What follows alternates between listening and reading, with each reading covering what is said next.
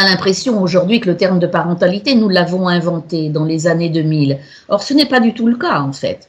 Le terme de parentalité est probablement inventé par Thérèse Benedek, qui est une pédiatre qui travaille dans le champ de la périnatalité. Et puis, ce concept-là sera repris en 1961 par Paul Racamier, qui, lui, est un Français.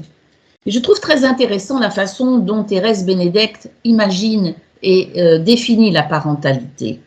Elle dit la parentalité, c'est un mouvement et un mouvement à risque psychique. C'est un mouvement à risque psychique parce qu'il vous fait passer de l'être femme à l'être mère. Et bien sûr, dans ce mouvement-là, il peut y avoir des femmes qui se sentent plus ou moins déstabilisées. On est donc confronté à des parents qui ont un agenda, je dirais, de parentalité de plus en plus tardif, qui donc ont pris des rythmes, des habitudes que va venir bouleverser évidemment l'arrivée de l'enfant. Néanmoins, je vous ai dit tout à l'heure qu'il y avait beaucoup de naissances non désirées dans les années 60.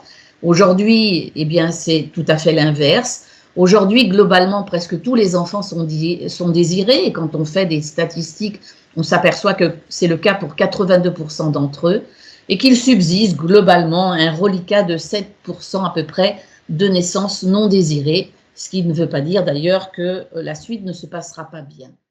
On s'aperçoit aussi que ce qui change profondément, c'est que, je vous le disais au tout début, les enfants en principe naissent dans les années 50 dans le mariage, c'est donc le mariage qui fait la famille. Eh bien, c'est tout à fait l'inverse aujourd'hui. Ce n'est plus le mariage qui fait la famille, mais c'est la naissance de l'enfant qui fait la famille. Et regardez bien, à partir des années 2008 déjà, il y a une bascule qui s'opère en France et ailleurs, puisque aujourd'hui, en 2011 par exemple, 56 à peu près % des enfants sont nés hors mariage et non pas dans le mariage. Alors ça change évidemment la physionomie des familles et ça pose aussi la question de à qui appartient l'enfant, qui le reconnaît, qui en est responsable. Vous voyez là une carte en France qui montre un peu, je dirais, les taux de divorce répartis sur notre territoire. Et vous voyez, et ce serait probablement la même chose pour la Belgique, que tous les départements ne réagissent pas de la même façon. En bas de la France, vous avez des secteurs qui sont en rouge, qui sont des secteurs donc plus sensibles encore au divorce. Alors, est-ce l'effet du soleil? Je ne sais pas. Mais en tous les cas, vous voyez qu'il y a des départements qui sont plus sensibles que d'autres à la séparation. Ces couples qui divorcent, comment vont-ils faire pour rester parents? Eh bien, c'est à ce moment-là, dans les années 85-90, qu'une sociologue du droit, Irène Théry, va inventer un nouveau concept, qui est le concept de coparentalité. Avec, je dirais, une idéologie très très forte derrière, qui est de dire que s'il y a des amours, si le couple conjugal se sépare, eh bien, par contre, le couple parental doit survivre. Nous avons donc aujourd'hui, finalement, et les dessins des enfants d'ailleurs le retranscrivent très bien, nous avons plusieurs formes de parentalité. Nous avons la forme monoparentale, famille monoparentale, famille classique d'abord, j'oubliais de le dire, papa, maman et 2 enfants. Famille monoparentale, le dessin de droite que vous voyez s'afficher, avec un petit garçon d'ailleurs qui est titulaire, comme vous le voyez, de biceps assez proéminents qui montre la place qu'il occupe auprès de sa maman. Famille monoparentale qui représente à peu près 20%, voire 30% des ménages selon les territoires, avec des monoparentalités beaucoup plus féminines que masculines et qui posent évidemment le problème de comment va voyager l'enfant d'un parent à l'autre. Est-ce que le parent non gardien ne risque pas de disparaître? Comment se met en place l'autorité parentale lorsqu'il n'y a qu'un parent qui est, je dirais, sollicité sur tous les fronts, éducatif, autoritaire, psychologique, affectif, etc. Autre chose à prendre en compte quand vous pensez parentalité, c'est que cette parentalité qui démarre, je vous l'ai dit, beaucoup plus tard, puisque c'est aux alentours de 30-31 ans pour le premier enfant en moyenne nationale, eh bien, elle va par contre se poursuivre de plus en plus longtemps dans le temps. Les départs des enfants sont en effet de plus en plus tardifs, ce qui veut dire que les parents vont s'engager sur une durée longue en termes d'étayage de leur enfant. En France, l'âge moyen, par exemple, pour quitter ses parents pour une jeune fille est autour de 23 ans. Il est autour de 24 ans, vous le voyez, pour les garçons. L'axe de l'expérience subjective de la parentalité, c'est le fait de se dire qu'être parent, c'est pas seulement se situer devant le juge et avoir des droits et des devoirs, mais c'est aussi une expérience affective, émotive, une expérience où l'on projette sur son enfant des rêves, des désirs. C'est l'enfant imaginaire et le décalage entre l'enfant imaginaire et puis l'enfant réel. Bref, c'est tous les sentiments qui vous agitent, qui sont des sentiments positifs vis-à-vis de cet enfant, ou au contraire négatifs, ambivalents, voire persécuteurs. Et puis le dernier axe, c'est l'axe de la pratique de la parentalité. En un mot, c'est l'ensemble des actes que posent quotidiennement les parents en termes de faire, nettoyer, consoler, faire à manger, éduquer, etc. Alors qu'est-ce que c'est que l'autorité parentale? C'est l'axe de l'exercice de la parentalité. Regardez bien, en France, je vous ai mis en vert tout ce qui a été modifié au fil du temps, puisque l'autorité parentale est un concept qui nous vient quand même de Napoléon Bonaparte. Donc, c'est assez ancien, il faut bien arriver à caler ça avec notre société actuelle. Regardez bien ce qui a bougé. L'autorité parentale est un ensemble de droits et de devoirs ayant pour finalité l'intérêt de l'enfant. Ça, c'est nouveau. Autrefois, ce que l'on disait, c'était que l'enfant, le parent avait des droits de puissance sur l'enfant. Aujourd'hui, regardez bien, l'autorité parentale est devenue un droit, un devoir au service de l'enfant.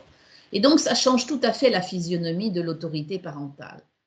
Nous avons en France emprunté aux Canadiens et notamment à Karl Lecharité le concept de méta-besoin, en disant bien que l'enfant a quantité de besoins, ils sont multiples et variés, mais parmi tous ces besoins, il y en a un qui est probablement le plus fondateur pour son évolution, c'est ce qu'on a appelé un méta-besoin, et c'est le besoin de sécurité, et notamment de sécurité affective. Et puis, vous avez des parents qui ont des enfants qui vont développer un type d'attachement ambivalent anxieux. Là, ce sont des parents des enfants qui très souvent ont été confrontés à des parents fragiles, voire même malades mentaux, qu'ils ont dû étayer eux-mêmes. Donc, ce sont des enfants qu'on appelle des enfants un peu velcro, hein, qui restent très, très scotchés à leurs parents, inquiets par l'état physique et mental de leurs parents, inquiets aussi parfois sur la question de l'abandon. Et puis, vous avez malheureusement un autre groupe qui, eux, ont des attachements désorganisés et qu'on va beaucoup retrouver, notamment pour des enfants qui ont vécu dans des climats de violence intrafamiliale, mais aussi de maladies mentales. Quelle éducation pour les enfants et remaniement des rôles?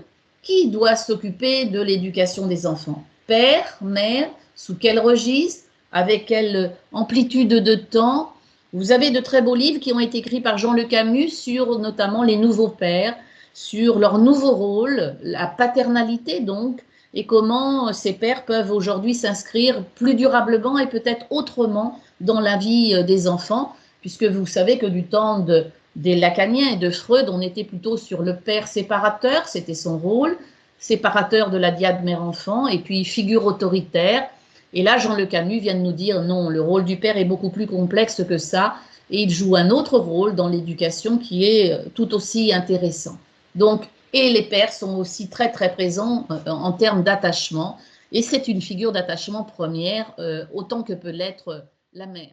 Parentalité empêchée, pour moi, je vais mettre là-dedans tous les parents qui ont des maladies mentales, bipolarité, violence intrafamiliale, bipolarité, maladie mentale, schizophrénie, etc., addiction multiple aux drogues ou à l'alcool.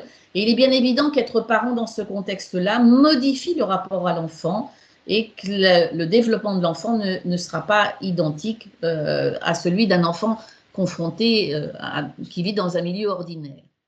Quels sont les effets de la parentalité séparée, par exemple? Quels sont les effets de la parentalité en contexte de violence intrafamiliale?